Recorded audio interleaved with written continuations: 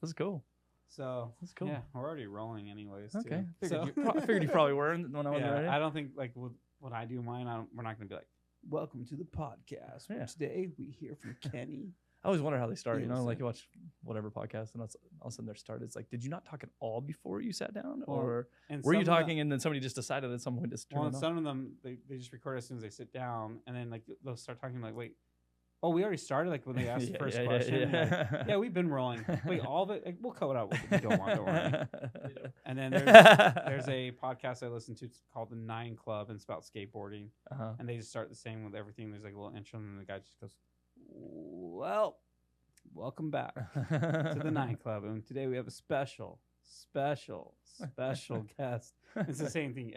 Funny. Well, they have 3 different shows, and they say well differently for each show. So it's funny. like, well, or it's like, well, we're back, you know. Oh, funny. But You got to have your things, huh? yeah, I don't really know how to start. So we'll just start talking. I'm here. I'm ready.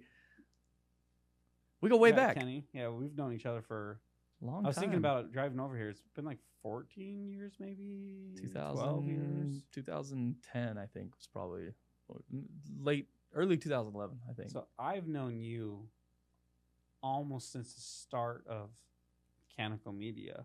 Right. Yeah, Or I think back you started then, it was Canico just right Canico before. Studios. Yeah, I think you started Canico right before we started Neon. Well, Brand. and I So- think technically, I think it wasn't even called Canico when we met.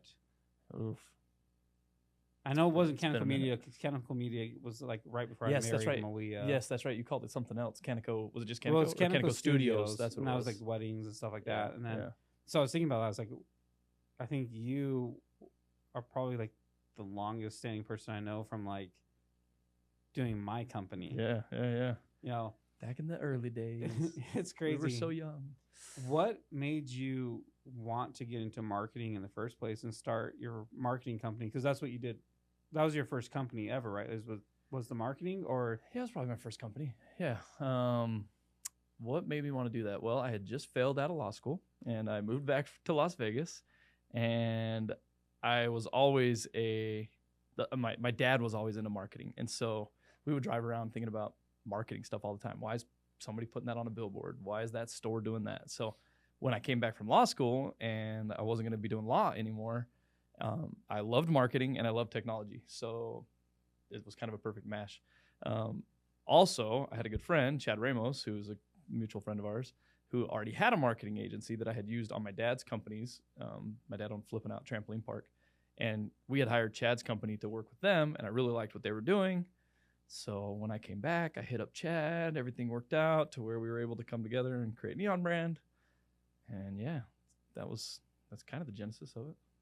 Yeah, and that's And how then we called you to come make videos for Yeah, us. and that's how we met because before you, it was called Engaged Media. Yes, exactly. That's And right. And you did work with them. Yeah, and I met That's right. Chad there. That's right. Right. Mm-hmm. And then you came in the picture. And I'm like, oh, great, some new guy. Yeah. But then- What am I getting into? And then Chad disappeared, and I was Yeah. like, "Oh, great! The guy I knew is gone." But then we stayed in contact, and Yeah. we did. I mean, I don't even We know did how many so many. projects we did I over can't the even count years them. together.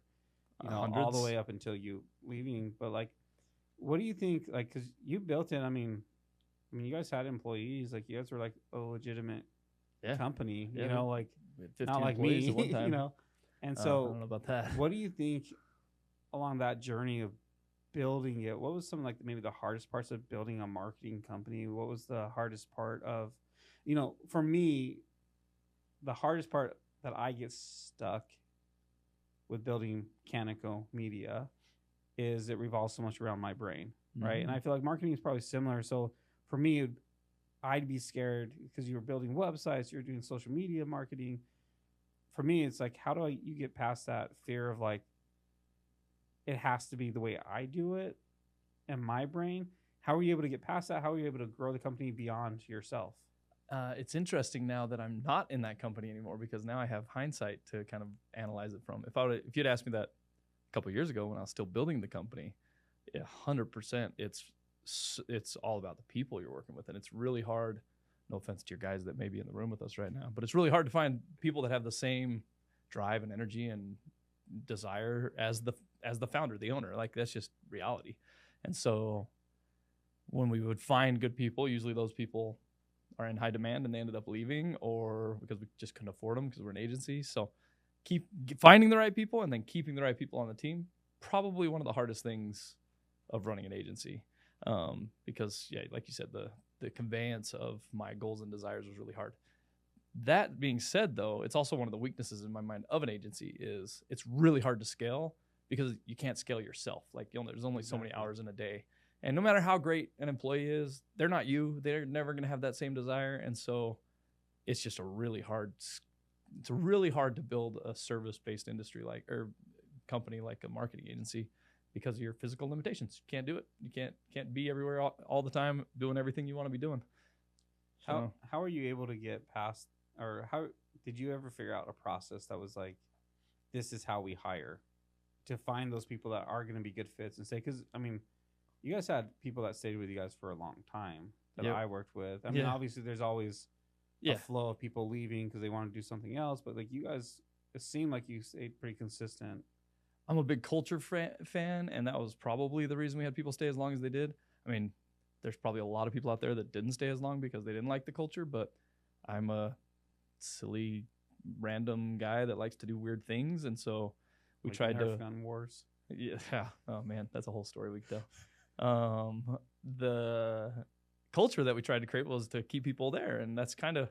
I mean, it's probably our biggest attractor was we had a lot of fun. People wanted to come work with us because we were having a good time. Pay was always hard. It's hard to pay people what you want to pay them in an agency life. You only have so much to pay people with on an agency. But culture was a big part of what we did to keep people around.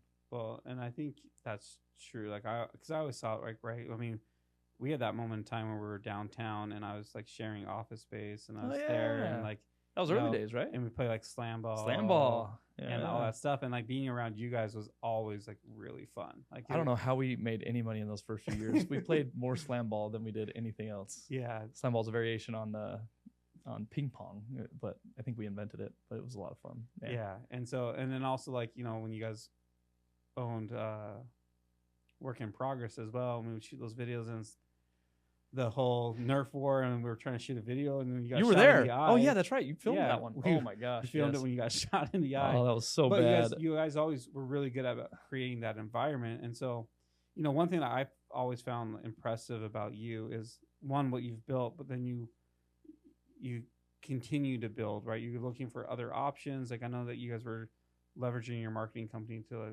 potentially be in some other stuff too, but you guys also then did Work in Progress. And I mean, I know that's a whole nother beast too. It's all great.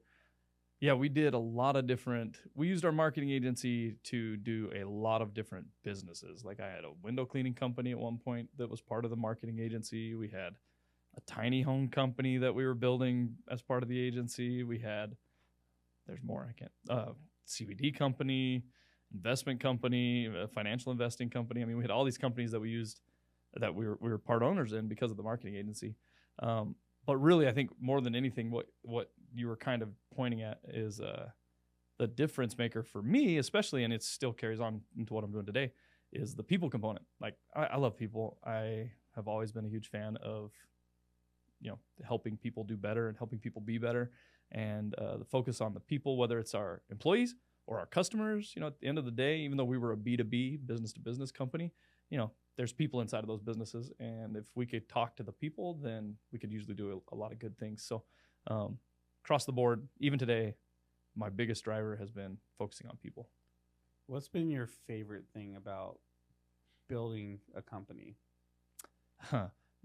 Managing my own time. I can't even imagine having a 9-to-5 job anymore because it's been over a decade, and I work when I want, and I work when I don't want, or I don't work when I don't want to. And I can't even imagine any other way. So that's definitely perk number one. Now, that being said, it does not sound as glorious as it might seem. It's not even close to as glorious as that. It sounds all great, but I work 40 hours plus every single week. It's just on different time schedules that might outside the 9-to-5, which makes it nice. I can go to that kid thing in the morning, the award ceremony, and still make up the time later in the day. So by far, that's been my favorite thing, though, is time management, being able to do what I want when I want. Well, and I think that's something that's funny, that like when you own a company, right, everyone's like, oh, you got to do whatever you want whenever you want, you just have this amazing life. And it's like, first off, my life is never ending stress, especially when it was like the marketing agency, right? Because some, I mean, you have clients and retainers, but also it's also project based. And Yep. so like for me, for example, everything's project based. We don't do any retainers with Yep. anyone, because I've never really found a way to make that work for like where I feel good that we're not taking advantage of people, Yep. with what I do. And, it's like, no, like, yeah, I get to work whenever I want to a degree, but then there's also like, I have to make the clients go. And I do work way more than what I would on a 9 to 5, most likely, and way harder. And it's more stressful and there's more care behind it all. And yeah. It's a lot. And my fun thing to tell people is, like, especially in an agency life, and I count what you're doing as a kind of an agency as well. When you have clients, you may not have a boss, but your clients are your boss and they dictate when and where you work. And sometimes in an agency life, they call you at 9 p.m. on a Friday and you have no choice because the website's down, or, some marketing went up that shouldn't have, or something. There's always something at some random time and you're the one they call and you got to help.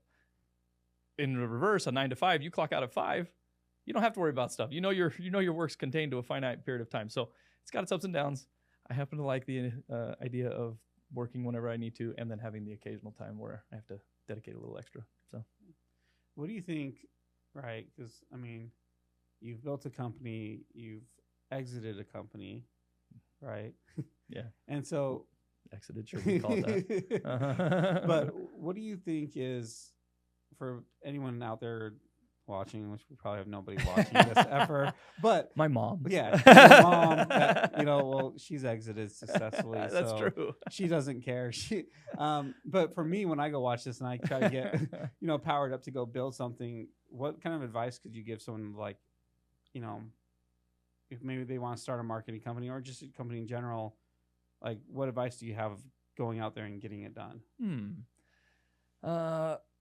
Back to the previous point of focus on people. Like, you got to be able to talk to people. They have to trust you. I think that was one of our strengths compared to other agencies out there back in the day, was when people met with us, they could feel that we were trustworthy and honest. And if we had bad news, we tell them bad news. If we had good news, we tell them good news. We weren't afraid to say, sorry, that's not actually a good idea. You don't want to actually do pay-per-click or whatever it was at that time. You might want to do this instead. And people respected that. They felt like we were actually honest with them and not just selling them a load of goods. They really felt the sincerity there. So people, man, if you can, your network, there's probably some, what's his name, saying about, how important your network is, being good to people. I'm a big karma-based fan too. I do a lot of stuff for free, especially with the agency. Actually, to that point, we ran meetups for 7 years or 8 years, once a month. I bought pizza on my own dime. 20 people would come out, and I taught them everything there was to know about search engine optimization. Everything. I was an open book. Ask me any questions, I would tell them. And, on the surface, people might be like, why would you do that? Of course, now you're teaching. I mean, I had competitors come. Like, people who ran other agencies would come and sit in on the lesson, and we'd talk and have a good time, and they'd go home and they'd get clients to do the stuff that I just taught them how to do. How does that work? And my big point is, if your job is so easy that anyone can pick it up and learn it, then you're probably not doing something right. Like, I can teach people all day long. And at the end of the day, I'm the expert that they're going to remember, taught them how to do it. And when it comes time where they can't do it themselves, I'm the guy that they're going to call. So there's a big karma component to it all too. Trust. So have a great network, teach them and love them and help them do everything that they need to do to succeed, whether or not you're paid for it or not. And then watch the magic happen. It'll start working. People will start, knowing your name. And it takes time. I mean, we weren't overnight successes. We took, a long time to make it finally start working, but dedicated to it and made it happen. And I think that's one of the things that people tend to forget about, right? This is a process. It's a journey. You see the TikTokers and it's like, you just do these 5 things and you'll be famous and rich. And no, it ain't like that. Yeah. It takes time. I've been doing my own thing for 14 years or 15 years or something like that, It's crazy. And I have people that look at it and like, oh, all you do is just start a company and then all of a sudden you start making money. It's like, dude, you don't know how many $500 websites I made, you don't know how many videos where I'm like, I'll pay you to let me do it. Exactly. I'm trying to work, all right, $20, I'll do it. And to get to where I am today, or even building the podcast studio, right? Like a lot of people just you just put it up overnight. Well, first off, this took me 15 years of filming. Yeah, right. You didn't just decide to do this. And understanding the marketing and having clients that I know need this. That's why I built this, is because I have so many clients that like this is so valuable for them and so much more affordable to come here versus setting my company Canico out setting up a whole and film. setting this up in their office is it way just more doesn't make expensive sense. endeavor And I than just don't- coming here and sit down and film. Yeah, and I don't even feel good like offering that Right. service because I'm like, dude, this isn't like don't Right, pay me right, for right, this. right. Which is why we built this, you know, and you'll have people that see it. Like I had a friend recently tell me that they're hanging out with some friends and they all started their own companies and they were complaining that I make way more than them. Uh-huh. They're like, well, Trevon, you know, all he does is take pictures and film things, and you know, I'm a lawyer and I'm this and I don't even make close to what he makes. And I'm like, you started a year ago. Yeah, right. I started 10 years ago at that time. Yeah. Like there's a huge, this wasn't Huge an overnight difference. thing. And so, you know, you built your marketing company and then, you know, I mean, I was a little bit surprised when I found out you were leaving the marketing company, but not so surprised when I We found all out it were. was going back to the legal field and who you were teaming up with. Then it made a little bit more sense to me, but like, what are you doing now? And what kind of led you to going down the path of creating Record? Record. COVID, like everybody else. Like, so we rewind to COVID time. So we had our co-working space. Before COVID, we had our co-working space, which I loved. I was an early member at Work in Progress. We ended up purchasing at Work in Progress in 2017, ran it all the way up through COVID. Loved that place. Deep love for Work in Progress.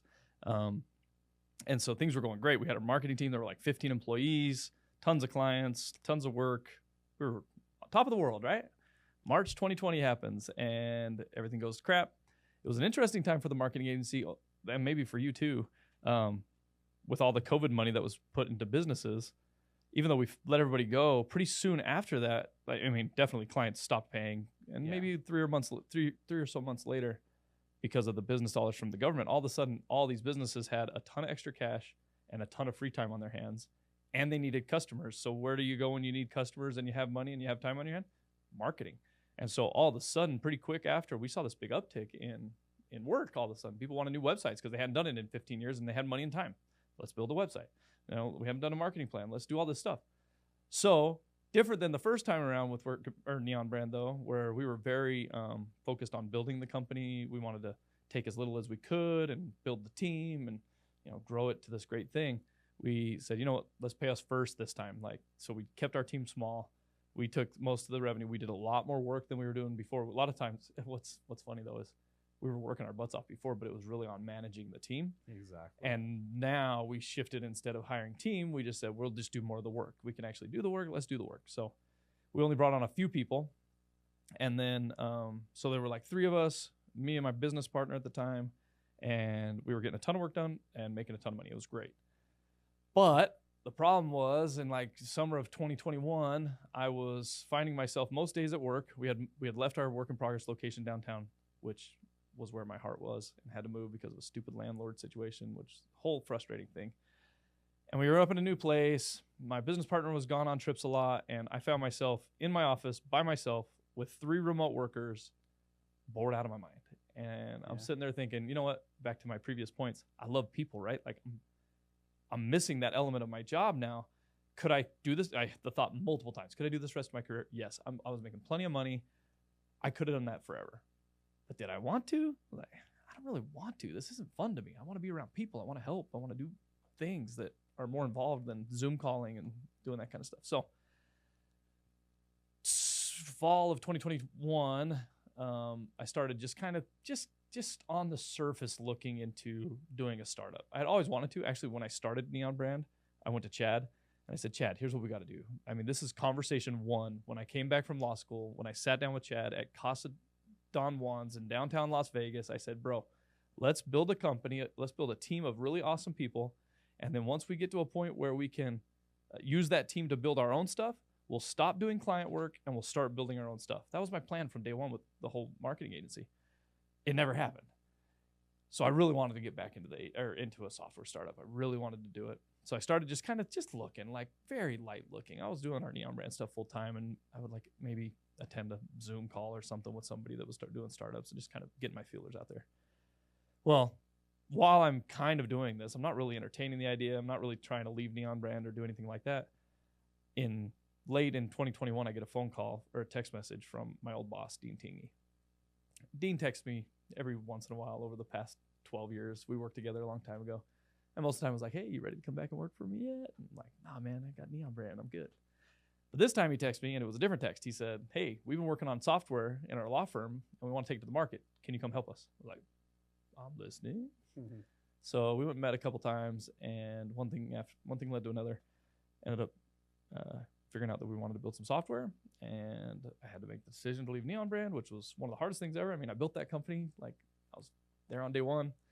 Lots of clients, lots of revenue. Had to walk away from a lot of good people. That was the hardest part.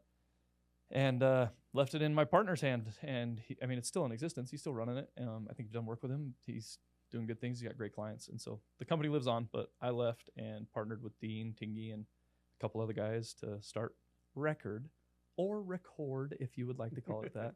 But yeah, we started Record then. So that's kind of the process that gets us to Record. Yeah. And so tell me about Record. Yeah. I always want to say Record. I don't care. But the nice part about it is you're thinking about my name. It's hard to remember. I don't care. You can call it whatever you want. Yeah. Yep. Well, Record. We're recording your record. Yeah, exactly. Recording the records. Yeah. And so tell me about that, right? Like, I mean, we got lunch and we talked about it. And I mean, I love where you guys are at right now with it and what you're accomplishing. I know it's different. You guys pivoted a couple of times. Yeah. Right. And I saw your LinkedIn posts talking about those pivoting points. But where it's at now, I mean, like you were talking to me, I was like, man, I wish I had a ton of money, like, and that you would take my money. Yeah. Because it's pretty cool. I'll go. But so what is Record? So we did this huge process, like you mentioned, pivoted a bunch of times. And throughout the process, I was interviewing personal injury attorneys. And I was trying to just figure out what they needed help with. Like, we had an idea. It didn't work out at the beginning. So that's when we started pivoting. And I went through 6 ideas, and I was kind of at the end of my rope. I was like, man, what the freak are we going to do? Nobody wants any of these ideas we're coming up with. And so I'm interviewing one of my buddies, and he mentions, let me tell you about my favorite client. He says, I'm like, oh, tell me about your favorite client. You know, I'm kind of out of questions at this point. Tell me about your favorite. Oh, this client. He was so good. He would always text me before and after appointments, and it was great because he didn't want me to reply. He would just keep me updated of what was going on. And then at the end of the case, he showed up with a spreadsheet of every appointment that he'd ever been to, the work they did, the date, time, which doctor, all of it, and just handed me the spreadsheet. It made it so easy to just put the demand together and send off the letter. I was like, okay. And in my mind, I'm thinking, I can do that really easy with technology. And then for whatever reason, I thought, well, tell me about your least favorite client. And personal injury attorneys out there will probably have the same reaction. He's like, oh, I got a lot of those. And it was nothing against the people that he worked with, but it's just hard to be a personal injury client. Like, personal injury attorneys are doing the same thing day in and day out, which is hard too. But as a personal injury client, most people, not everybody, but most people, if they're in a car accident, it's usually their first car accident. And they have no idea what to do on their case. So it creates this weird contention, but not really contention, this weird issue inside of personal injury that has to be solved, but it doesn't have a real good medium right now. Most law firms are super overstaffed on people. It's also one of the hardest things for a law firm to do is find good people, just like everywhere, right?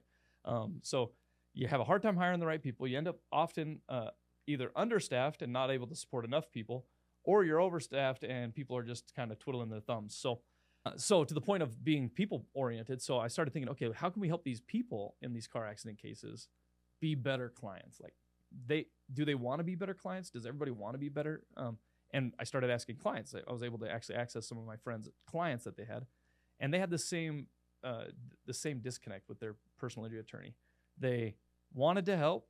They didn't know what questions to ask, so it often left them in the dark. And they were actually kind of afraid to talk to their attorneys. It's just reality. Like, we don't know if attorneys are nice. We watch TV and they're all so tough. I think a lot of people get scared of attorneys because they also wonder, like, am I going to get billed for every single second I even say hi to them? Exactly. And so they don't want to ask dumb questions and then get like a $250 bill for that dumb question. That is something they could have Googled, or so I think that people are very afraid. With personal injury, it's actually nice. There's no billing, but people don't understand that. Exactly. People don't understand that. They think, what if he charges me more? So we got that problem there.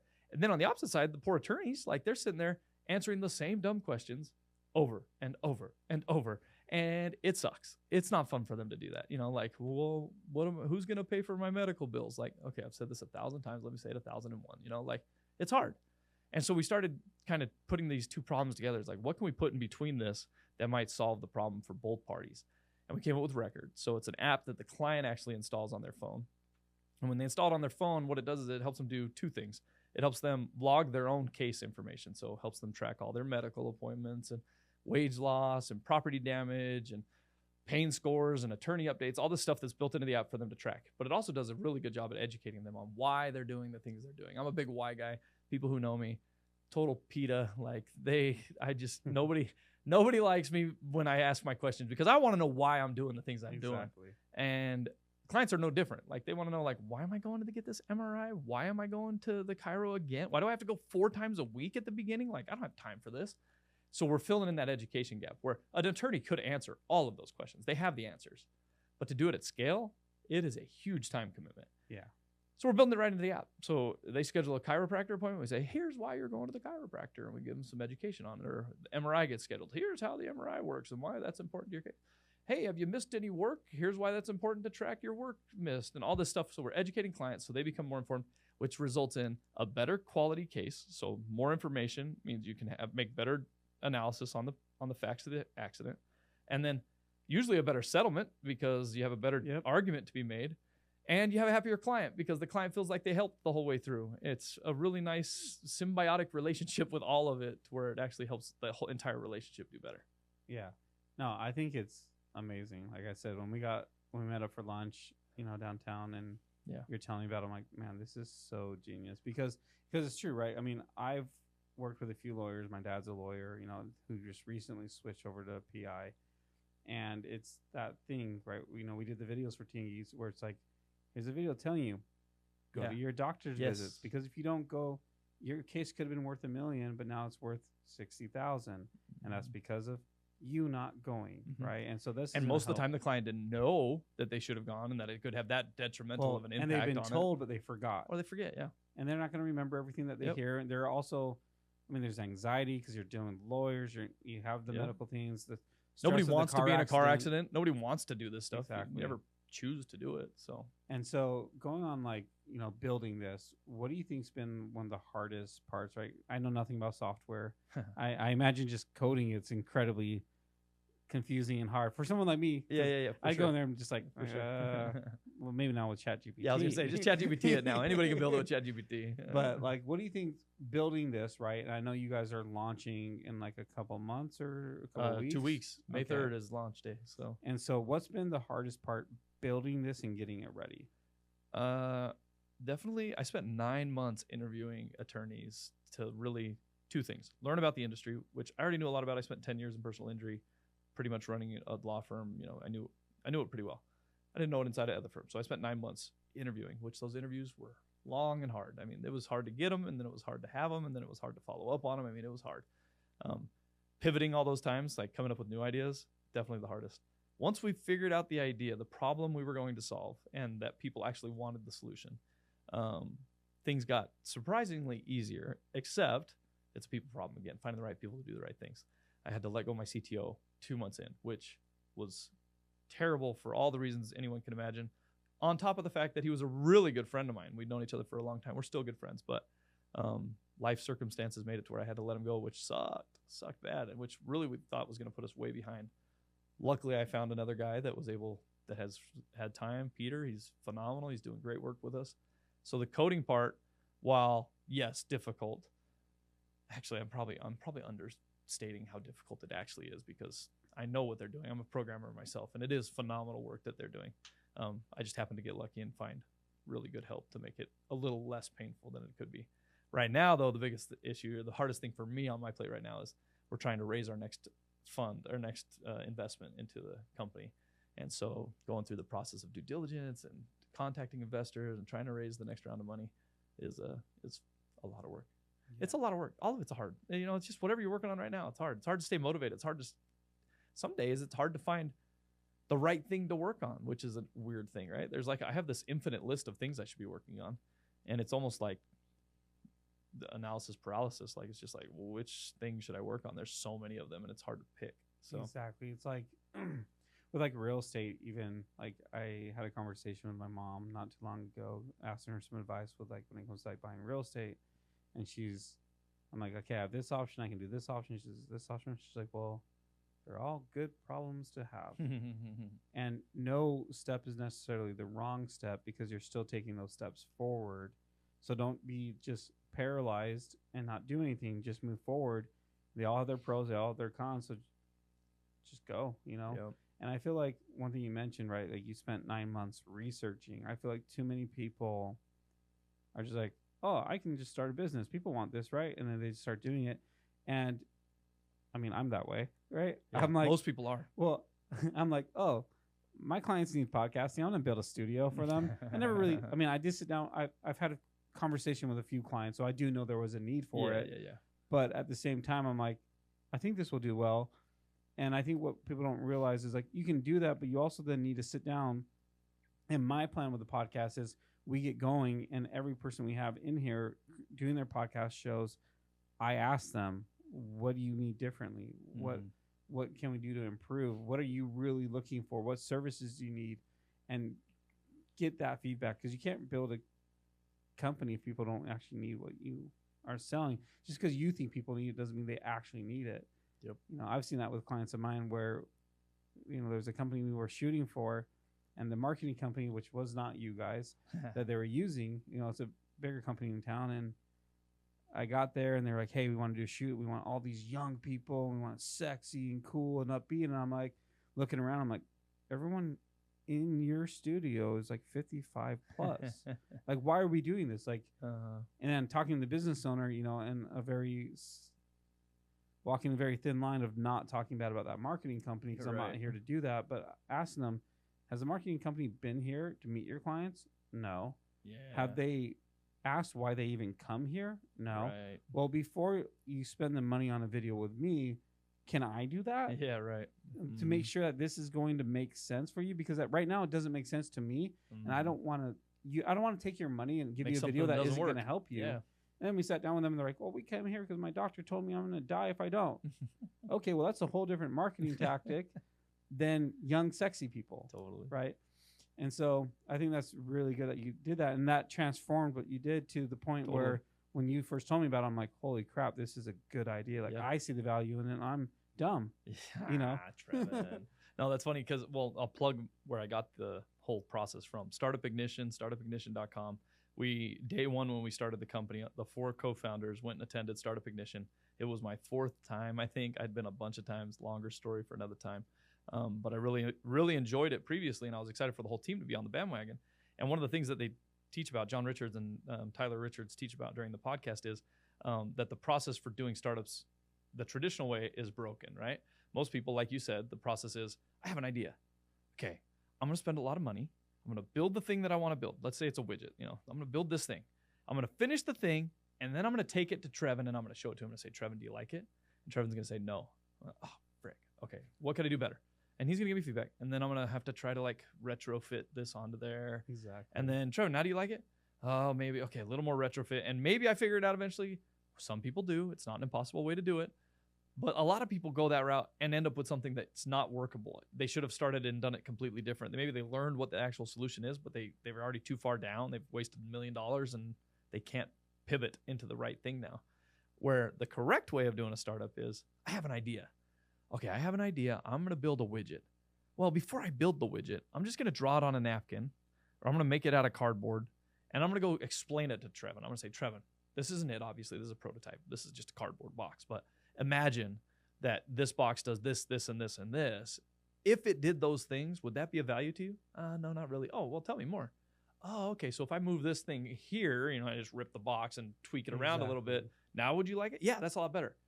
Oh, you know, you do that 20 times. The kind of, you have to have a statistical norm of answers. A sample size of 1 is not good enough. But if you do 20 interviews with people, now you're getting some real good data. You can actually make decisions on those interviews. So getting the 20 interviews hard, getting the feedback sometimes harder because people tell you your idea is dumb, which I'd much rather them tell me that when I haven't spent any money on it yet than after I spend $1 million on it. They're much more likely to give you that honest feedback too. That's another problem with spending $1 million up front.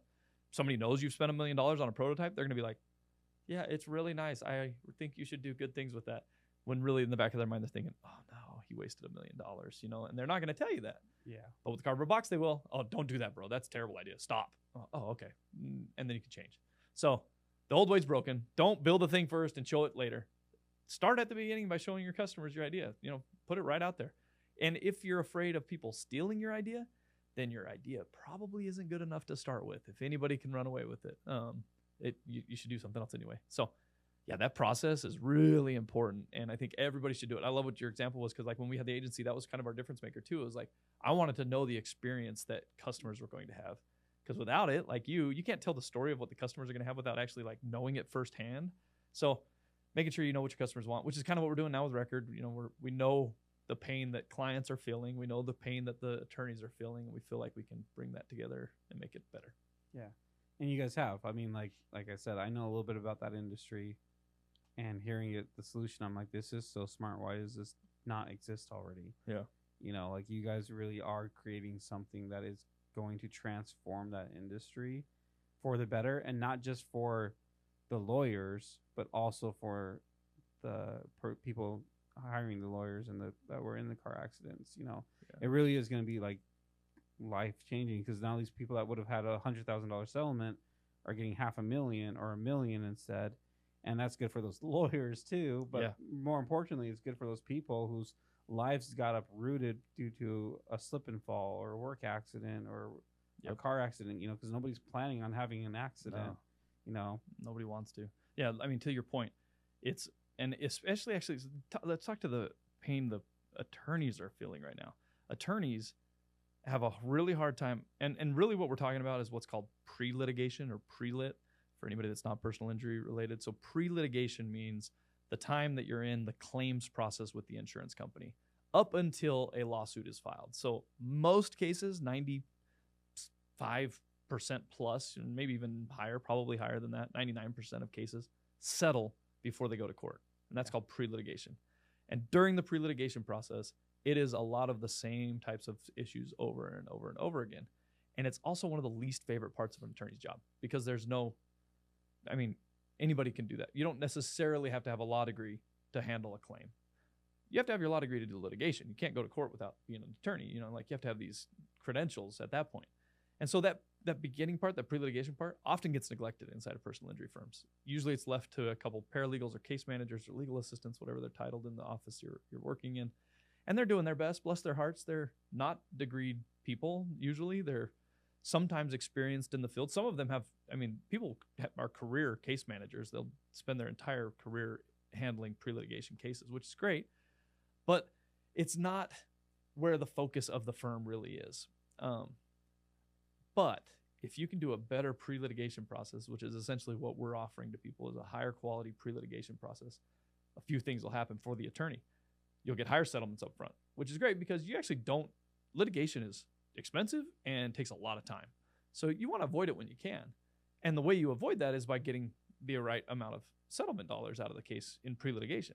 So if you can improve the quality of the case, improve the quality of the settlements, then you can avoid having to go to litigation as often as you want. What we're also offering is a lighter staff load, and a higher quantity of cases. So you can do more with less. Fewer assistants handling more cases, because the clients themselves are actually willing participants on the case, and they're totally underutilized. I've been in cases myself. I was actually in a car accident in May. My wife was in a medical malpractice injury a few months before that, and it's an interesting thing. We actually had different attorneys for the two cases.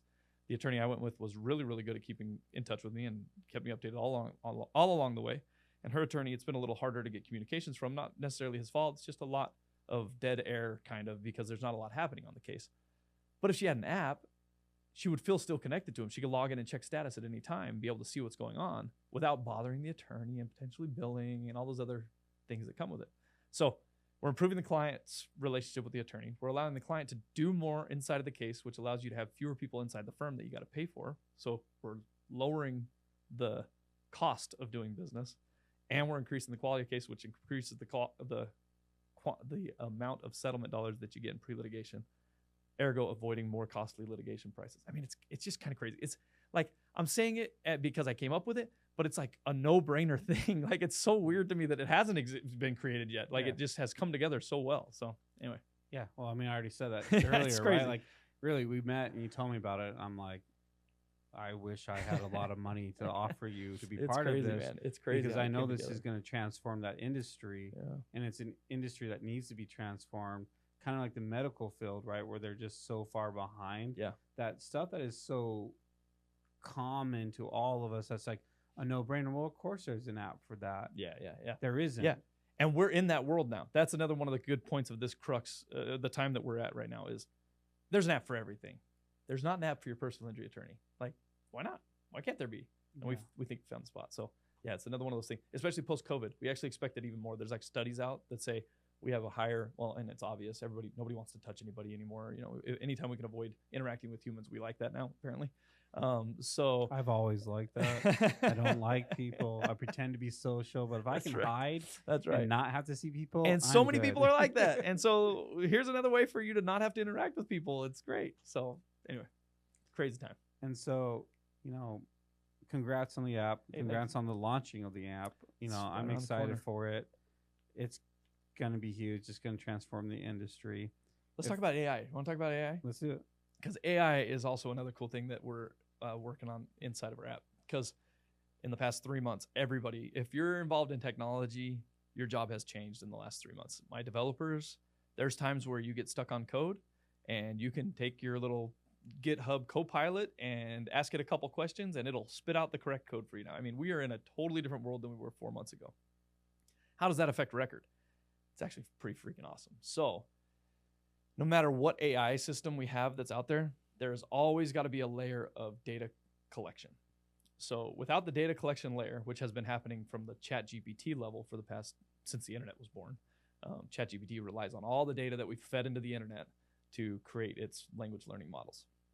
Well, with what we're doing, personal injury cases, there's still got to be somebody collecting data, and we're that person. So we're at the bottom. You know, the client is the closest person to the data that is needed in order to settle a case.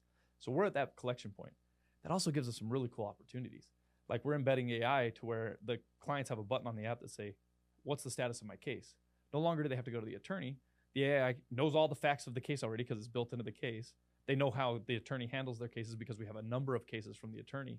And in a blip of a second, the AI generates, oh, you've been to the chiropractor 15 times and now you're ready to get an MRI. This is because, and it just breaks down the entire status of the case. So at any moment, without even having to talk to your attorney, you can get an accurate analysis of where you're at in your case because of AI. So it's been a huge upgrade for what we were doing already. So, Well, and you guys could probably leverage that as well, like using AI to take all that data, and then the lawyer knows based off of these circumstances, this is what that case should be worth, which is huge too, because then they can know whether or not it's even worth their time to take it, or if it's something that they should pass on to somebody else because it's not the type of case that they would normally take on, right? Like, Yep. So that's pretty huge too. Like, so one of our first pivots was going to be an intake analysis tool that used predictive AI to say, with this basic level of information, I can predict what the quality or amount of settlement this case will have at the end of the case, just based on bare minimum factors.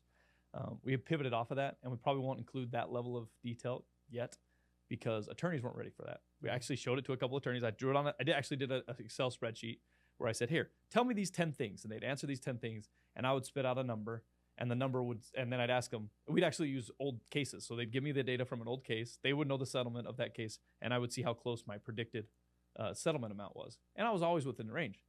But no attorneys wanted it because the feedback was like, well, that's cool, I guess, but what would I do if your software is doing that?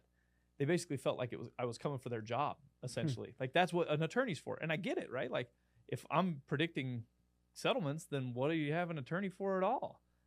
And attorneys wouldn't have bought it, which was an interesting pivot because it functionally worked. I could build it.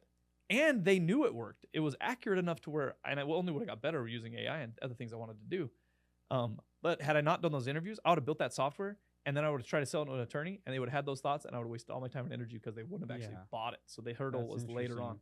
But you bring up a bigger point, which is actually a second step of what we're doing. It's actually Grand Master Plan Part 2, which will be some level of analysis for the attorneys. Right now, it's just basic stuff. You know, here's where my case is, and because you think you'd want that information, because then it allows you to say no to cases that aren't going to be the cases that you want to take on. Yeah. And it doesn't take away your job. And at some point they'll understand that, right? Where it's like, This isn't taken away from you. You still have to build the case. You still have to do all these things. But this is letting you know within a few seconds of a phone call or them inputting their data into the app that of record that this case is a case that you want to take on, or you hand it off to this lawyer in your practice because he's a newer one. Yeah. So and he has the time for the smaller one. Yeah. No, there's a lot of opportunities there for that's sure. awesome. Our main point right now, before we get to that, and we may never get to that if we don't have to, we're pushing into existing case management software for the attorneys. So FileVine, CasePeer, Smokeball, there's a bunch of them out there. Our goal is to get the data from the client and then get it into the case management software so that the attorneys can keep doing all the good things that they're good at doing without having to call and talk to the clients as often. We still want to maintain relationships. There's still a high level of personal touch that needs to go into every single client because that's just how it works. We're just hoping to make those times they do get in contact with the attorney much higher quality than spending time saying, well, how did the car get fixed? Like that's stuff that a quick answer in a text or whatever can be done. I want to know, like, how are you feeling? Like, what's hurting? How's your relationship? Do you have any mental health struggles? That kind of thing. Yeah, it'll allow the lawyers to have a real relationship with their clients. It'll allow the clients to feel like the lawyer actually cares. Yeah. And allow more quality time instead of just bookkeeping time. Yeah. And also less time if that client doesn't want to spend all this time at the law office, right? There's going to be some people that are just like, here, you don't. Like for me, I don't ever have to talk to you. If I don't ever have to show up to the law office to tell you guys what's going on, I'd prefer to stay home, or do what I need to do, right? So like for me, it'd be awesome because I'm like, I get that communication, and then when I do see them, it's more quality. Oh, how are the kids? How are this? It's more just conversational and like. Cool, like we're moving this progress. Let me tell you another problem we found, and you're kind of highlighting it. What you just reminded me of via what you were saying. Law firms are open from 9 to 5. Yeah. Very few are open outside of that time frame. Some of them have emergency lines. Guess what? Every client's doing from 9 to 5 too. They're working as well, and so in the current system, you often cannot get in touch with your attorney or legal assistant because time just doesn't allow it. But what we're offering is an app that when they're sitting on the couch or getting ready to go to bed, they log in and send a couple things into the app, and now the attorney's completely updated on what's going on in the case. If they want, they can send a message back or whatever. We actually don't have two-way messaging built in because most firms use text. But it allows outside of normal office hours for the client to work on their case. So another reason, which is awesome because like I don't want to take off of work. Like, you're busy. Well, we all have things to do, and I already missed out on work because of my car accident. Car accident. I had to go to the doctor's appointment. Now, and everything if it helps my case, then I'll come to the office as much as I need to. Yeah, that's right. Right. So if that helps it, then but no, it solves that problem of like, they're working 9 to 5, but our lives most people's lives are already taken up through 9 to 5. They have the kids, they have the work. Yep. And so, you guys are killing it with what you've created. Like I've said, it's a no-brainer. Can't believe I didn't think of it sooner. But it's not a no-brainer. It's only a no-brainer when you hear it. Right. You had to do all that work to get it to the point where it was a no-brainer. Exactly. Right. Which I think, going back to what we talked about earlier, people just assume like, oh, that's so easy. Like, of course, anyone would have thought about that. But no, you had to pivot. I think it was like 7-ish times. 7 total times. That you guys pivoted with the direction of the app.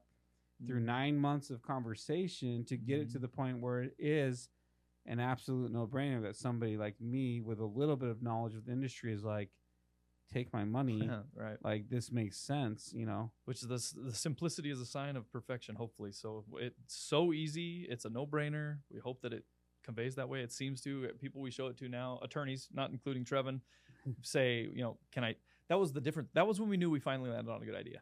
Was attorneys I was interviewing finally started saying, is this available right now? Can I sign up today? Like, oh, no, sorry. This is just a prototype I drew, like this is not ready yet. It was a computer version prototype. But yeah, when we started hearing, can I buy it?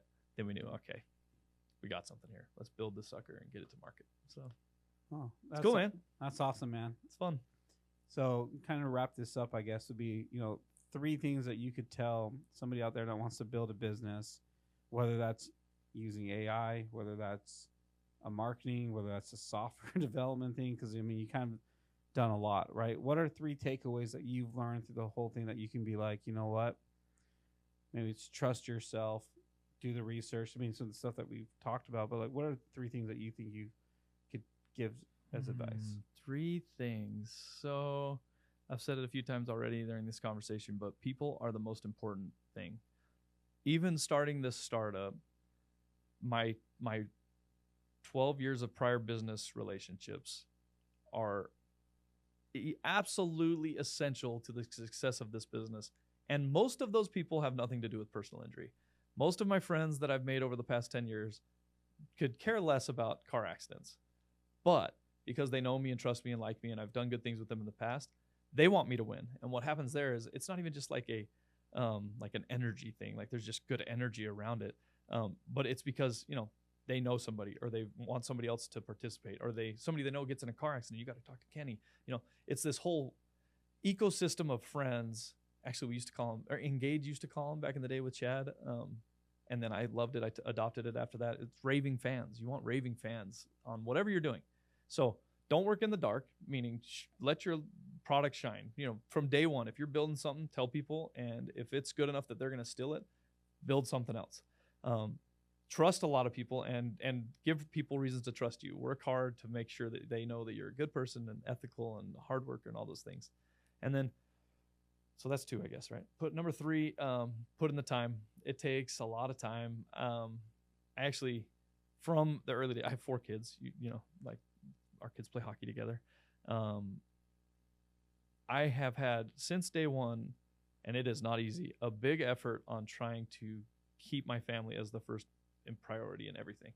And so while we're talking about working insane hours and doing all these things, because that's just what life demands, I've had to put really good rail guards up that say, when I'm home, from the time I'm home to the time everybody goes to bed, my phone automatically goes into home mode. It blocks all my texts. It automatically doesn't let phone calls through unless it's family, because I know that if that thing dings, my brain can't handle it. So I use technology to my benefit so that I can be focused on them when I'm there. I also really try to only do a 40-hour week. Somebody said at some point, I don't know who, there's probably a quote, but if you can't get it done in 40 hours, then you're doing something wrong. Like 40 hours is a lot of time. It's a lot of time. And if you're not dinking around and wasting time during the day, then you're going to need more time than 40. So use those 40 hours so that to your maximum potential, so you don't have to spend 60. And so the times when you do have to spend 60, it's a little easier for your spouse to say, it's okay, you can go. Like, I know this is different. You've been home, and you try to keep the 40 as it is. So keep family first, and it will help pay off in the long run. Awesome. Well, where can people, personal injury lawyers out there, get record? That's exactly where. GetRecord.com. So GetRecord.com. Come check it out. We're doing a free beta right now. If anybody wants to look at it right now, I can get you on test out with a few clients. Hopefully launching on May 3rd. We're going back and forth with Apple right now to get approved. They take a lot of data privacy in mind in Apple, and so we're making sure that they know that how secure we are right now, and hopefully it should be done by May 3rd. So, yeah, GetRecord.com. Awesome, man. Well, thank you for coming out and helping us man. Test Your studio's beautiful. Studio. I love it. Thank you, great. Man. It's coming. Wish you great success. We still got more stuff to do to it, but it's coming together. It's cool. It looks good. So I didn't do all the research I should have. I just kind of built it. But You've been doing it for 15 years. You've been doing the research. But for me too, it was also like, if I sit and do the research, I'm not going to do this. For me, I had this idea 5 years ago with my clients, and I'm like, cool, yeah, I'm going to do that one day. Let me tell you the difference so that you're not worried about this, because what you're doing, this is a proven business model where people have made podcast studios. So you don't have to do the same level of research. Your play is going to be more of a marketing play. Like, is this the best studio in town? Yes, this is the best podcasting studio in Las Vegas, right? And if people know that, then they're going to come because they know what podcasting studios are. So you didn't have to go through the research. No, exactly. Now your research, like you said, is getting the feedback from people that use the space and making it better and better. It's building it for the people. And I had clients in mind when I built it, and I did do the research because we talked about building it in their office for them. Oh yeah. But then, with talking to people, I realized that some of those people are like, well, but I need that office space because my company's always growing. Right. Or then I have to train somebody how to do all this. And I'm like, okay, well, I'll just build a place. Yeah. It's easier for you to come here and just do this. It's easier for you to bring people and way less expensive. And so, yeah, I'm figuring it out. I like it, man. But appreciate it. Hope you kill it.